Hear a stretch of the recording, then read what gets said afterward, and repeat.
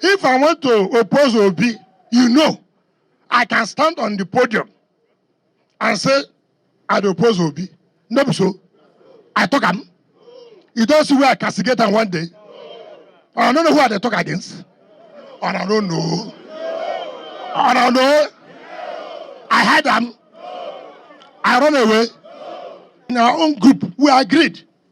So listen, we must support a southern presidency. And we must not come ourselves, don't divide the house. Watch the voting pattern. The hero of this election, whether you like him or not like him, is Obi.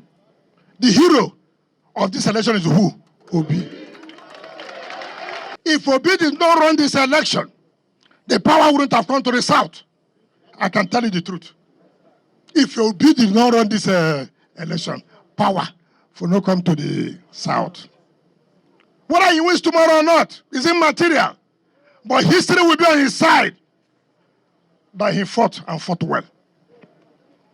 That's what is important. It's not everybody who started revolution may benefit it at that time. Some of them register for Obiabo. Some of them Port Harcourt. Some of them Equal local government. Some of them Oyibo. Anywhere you register and you love this state, let's move on. In the next 4 years, see what will happen to this state.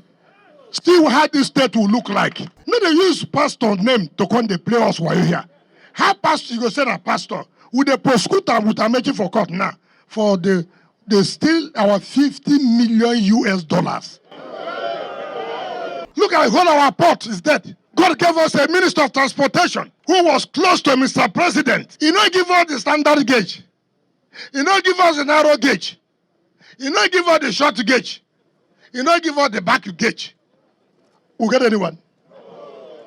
No red line to go to Abaya. He there. If he didn't there, he didn't there.